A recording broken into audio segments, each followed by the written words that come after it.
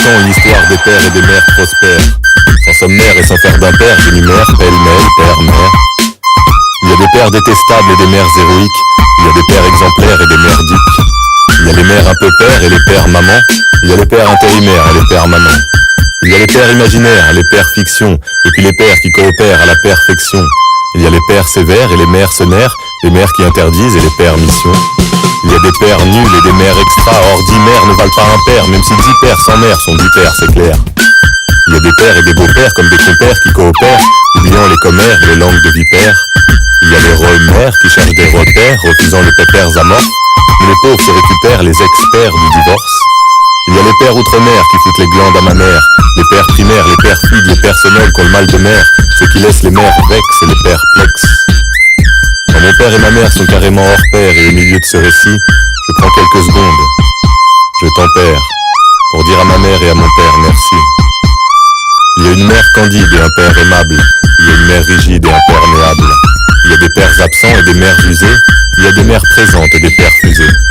Il y a des mères choyées et des mères aimées, il y a des pères fuyants et des périnés. Il y a la mère intéressée, la mère vile, l'argent du père en péril face à la mère quantile. Il y a les pensions alimentaires, les pères crédits, les pères du week-end et des mercredis. Il y a des pères hyper forts et des mères qui positives, ou les coups de blouse qui perforent les mères sans perspective. Mais si les pères s'écutaient, le père sait quitter. Et si la mère pleure, c'est l'enfant qui perd. Mais si la mère tue, l'amertume, la magie s'éveille. Et au final, qu'elle soit jeune ou vieille, la mère veille. Moi, mon père et ma mère sont carrément hors pair. Et au milieu de ce récit, je prends quelques secondes. Je tempère.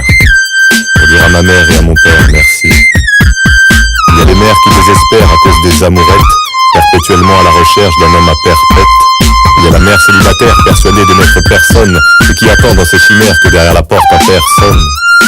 Il y a les mères soumises et les pères pulsions. Il y a les mères battues et les percussions. Il y a les mères en galère à cause des pervers, des perturbés. Alors il y a la mère qui se casse si elle est perspicace.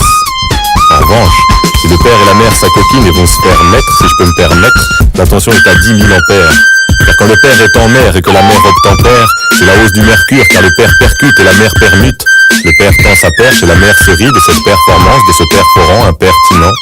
Telles sont les péripéties du père dur face à l'éphémère.